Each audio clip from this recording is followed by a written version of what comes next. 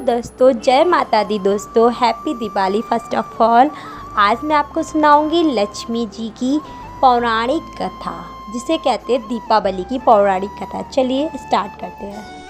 एक बार संत कुमार ने ऋषि मुनि से कहा, महाअनुभव कार्तिक की अमावस्या को प्रतिकाल स्नान करके भक्ति पूर्वक पितृ तथा देव पूजन करना चाहिए।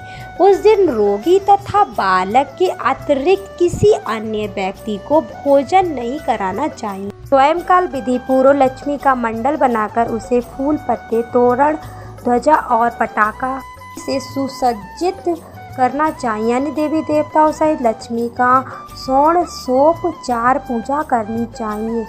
पूजा उपरांत परिक्रमा करनी चाहिए। मुनिवरों ने पूछा, लक्ष्मी पूजा के साथ अन्य देवी देवताओं की पूजन का क्या कारण है? संत कुमार जी बोले, लक्ष्मी सहित देवी देवताओं 7 राजा बाली के यहाँ बंधक थी। तब आज के ही दिन भगवान विष्णु ने उन सबको कैसे छुटाया था? बंधन मुक्त होते ही सब देवता लक्ष्मी जी के साथ जाकर क्षीर सागर में सो गए। इसलिए अब हमें अपने अपने घरों में उनके शयन का ऐसा प्रबंध करना चाहिए कि वे क्षीर सागर की ओर ना जाकर स्वच्छ स्थान और कोमल शयन पाकर यहीं विश्राम करें। जो लोग लक्ष्मी जी के स्वागत की तैयारी उत्सव पूर्वक करते हैं, उनको छोड़कर वे कभी कहीं नहीं जाती। रात्रि के समय लक्ष्मी जी का आवाहन और विधि पूर्वक पूजा करके उन्हें विधित प्रकार के मिष्ठान का नैवेद्य अर्पण करना चाहिए। दीप जलने चाहिए। दीपकों को सर्वनिष्ठा निवृत्त हेतु अपने मस्तक पर घुमाकर चौराहे या शमशान में रखना चाहिए। राजा का कर्तव्य है कि नगर में ढिंढोरा पिटवाकर दूसरे दिन बालकों को अनेक प्रकार के खेल खिलौनों की आज्ञा दे।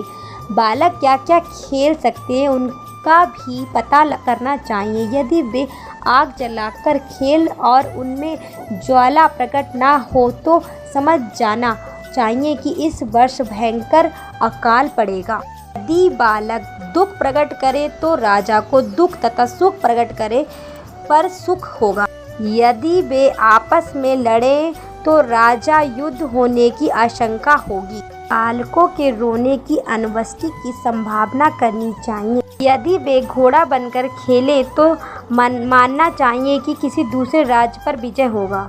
यदि बालक लिंग पकड़कर कीड़ा कर रहे हैं तो व्यक्ति 4 फैलेगा।